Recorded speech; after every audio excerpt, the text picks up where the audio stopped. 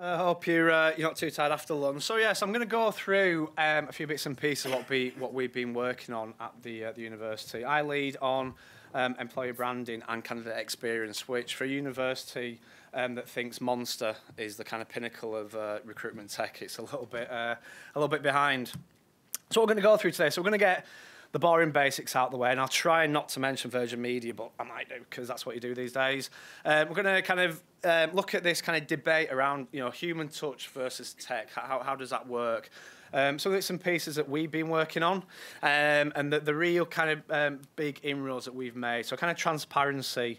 How do we get our kind of experience working from the absolute get-go? Respect. We talk about kind of people, power, and all the rest of it, and tech.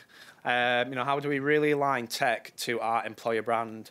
There's a few bits and pieces that you can take away, and yes, I know I'm from Yorkshire, but I believe in lots of love and some real takeaways for you to work on. So let's get the basics out of the way first. So I don't care what anybody says, and I will absolutely argue till I'm blue in the face. There is an ROI from kind of experience. Whether you're Virgin Media, whether you're Sophology in my last role, or whether you're at university, there will be money to be made or saved from giving a good.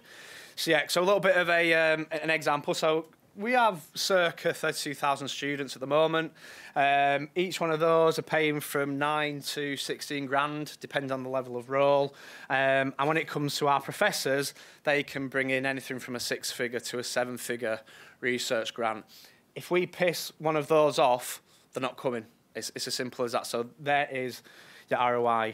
When it comes to empathy, I know empathy is one of the LinkedIn and Twitter bingo buzzwords. Let's just forget aspirational. Let's just concentrate on people. Recruitment is a people business. I think sometimes we forget that. There's all this kind of merging between what's corporate, what's your consumer brand, and what's your employer brand as well. I can guarantee now from personal experience, if you get your employer brand wrong, regardless, it will affect your consumer brand, so there's that thing to take care of. And the modern candidate, they know everything, they tell everybody, they're on Facebook, they're on Twitter, they're on Glassdoor, so that's another thing to take care of. And this is my rant, this is my one rant. I personally think that as recruiters, we're still crap. The term 360 is disappearing quite a lot. It's 180 now, so we need to just get back to the basics of, taking a vacancy and that person in question through the cycle.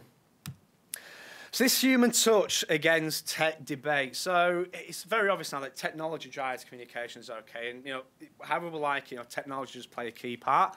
But as I said previously, recruitment is a people business, and we have to remember that.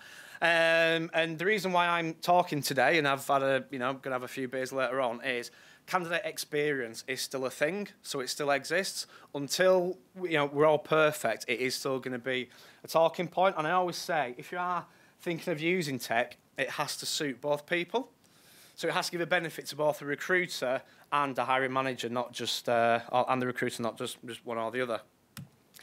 So what are we working to? So this is my Bible, really. I created it a few years ago, and obviously you'll see a fair few about, but this is the process that we're working to when it comes to perfecting our candidate experience.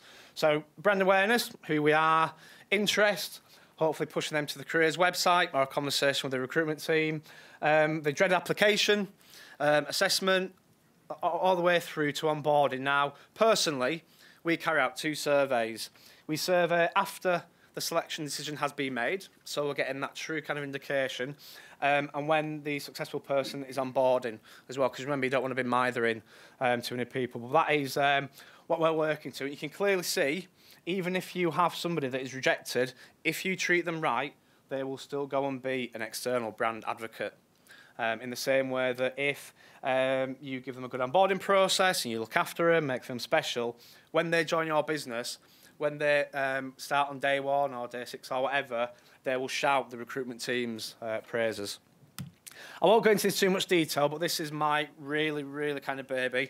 If you want a copy of this, let me know, or if you look on Twitter, it's there. But this is absolute nirvana. This is what candidates want in terms of each step of the process. So our story so far, we've been pretty busy bees, obviously, because we're from Manchester.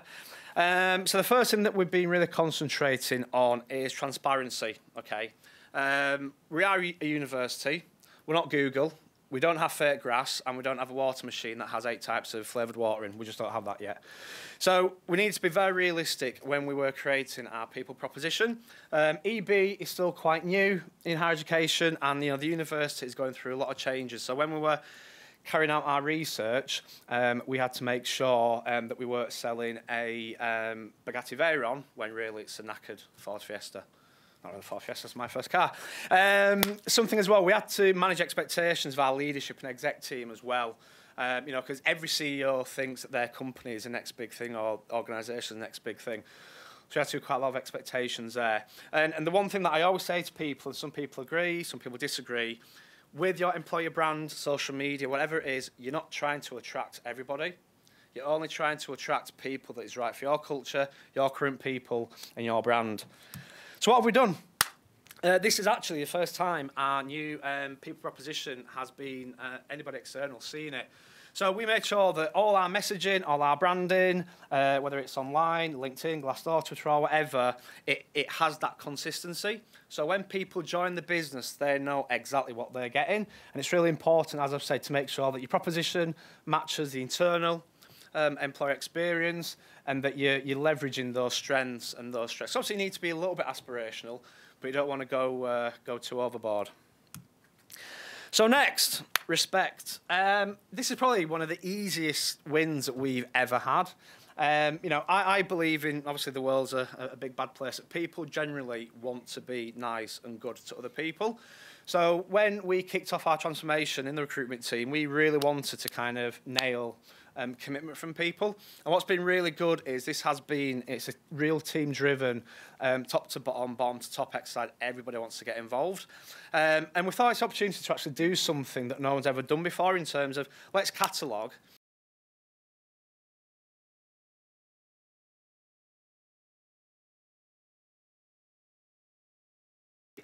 let's not undermine it by crap recruitment, really. So something that the team has created is our own candidate experience pledge. So that's a lovely Taz, the senior hire specialist. So these are 10 commitments and 10 things that we are definitely going to deliver when we're dealing with candidates. Nothing on here is rocket science. Nothing on here is anything that you go like, wow, that's amazing. But it's 10 things that my team will commit to week in, week out. So I just think it's really important to let candidates know and manage their expectations. What is a service we're delivering? And maybe in a year or so, we can change this. It can become a lot more fancy or whatever, but at this moment in time, these are the 10 things that we will be doing to our candidates. And it's going to be located on our careers website and via social as well. Some of the beautiful people of Manchester Metropolitan there. I think that's the last one. So, tech. Obviously, nice to talk about tech on a day like today. So, we wanted to use tech, but we needed to make sure that it kind of reflected who we are as an organisation in terms of candidate experience and that wider employer brand piece. And I'll be honest with you, I'm a Yorkshireman, I don't lie. Pretty crap reputation in terms of communicating with candidates, giving feedback and all the rest of it. And we wanted to really kind of put a little bit of a human touch back into what we were doing. But at the same time, obviously, chatbots might work for some other people. But when we were speaking to our audiences, they wanted that real human interaction, that real human touch. So what we did, cross fingers, it will work. We've been using what we call it's shocking, honestly, it is. It's worse than yours or anybody's. We've been using e-mags. So basically, what e-mags are, they're just a really, really cool. It's just a PDF online. The candidates can click in and click out and have a look and all the rest of it. And it just means that candidates get the kind of content that they need relevant to that role. And you'll see this little orange thing here. Oh, it's worked. I need a volunteer. You there, lady, on the end, third up. Yeah, can you come in, please, quick? I've got 5 minutes. Come on. Come on. Come on. Right, OK. So I want you to ask Kat on my team. I just want to ask you to ask her a random question about any vacancy, just whatever. Just to prove it's a real person. Are you recruiting for... No need to type, sorry. It's not that clever. Okay, sorry. Whoa! It's not that clever. Go on, quick. Go on. Just type anything. Sorry. Go on. Come on, it's not that nervous. I'm not that nasty. Come on. Are you real? Go on. Oh, there we go. Enter, go on. So Kat will get that message now, which you should do. And if not, I will absolutely fall on my arse here. Maybe she's on the road. No, she's not. I've just texted her. I knew she'd have gone with chatbots. So yeah, so she... She's fired, mate. she's gone. Come on, Kat. Do you like your P45? Hey! There we go. Yeah, go on. Just have a bit of a chat. So, although it took a little bit of time, this is going to be on our new careers website when it launches in 3 weeks. We're going to split it up by different vocations and roles. So if you're a senior candidate, you'll speak to the senior advisor. We are going to set up some simple Q&As as well, just so people can, you know, if it's a real simple question they haven't got enough time. What we're doing there is, there's a real person. Oh, you're getting into this now, aren't you? Yeah, you are. But yeah, so yeah, it's a real person at the end, and that's what it's all about. So yeah, I think I'm embarrassed enough, so you can sit down now. Round of applause for my little volunteer there. So so you can see, okay, demo over.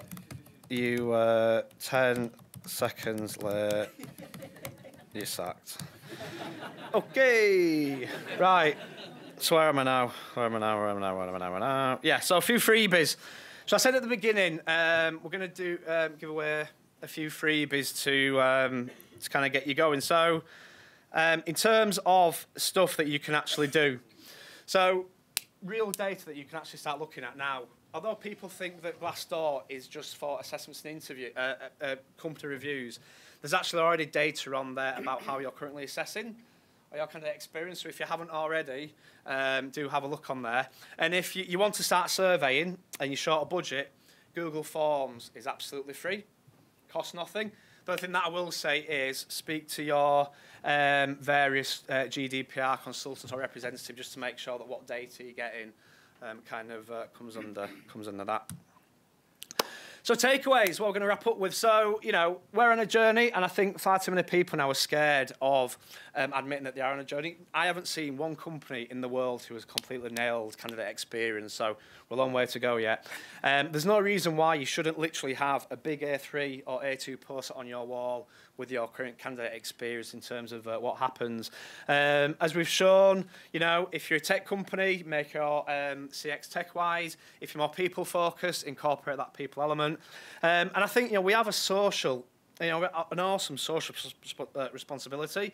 And without getting a little bit too emotional and too into it, you know, let's not abuse it. We're dealing with people's lives and people's careers here, so let's kind of remember that. And dumb recruitment kills kind of experience. I think it was Steve earlier that said, you know, if we've recruited for 10 vacancies before, why do we always advertise it again? It just kills it.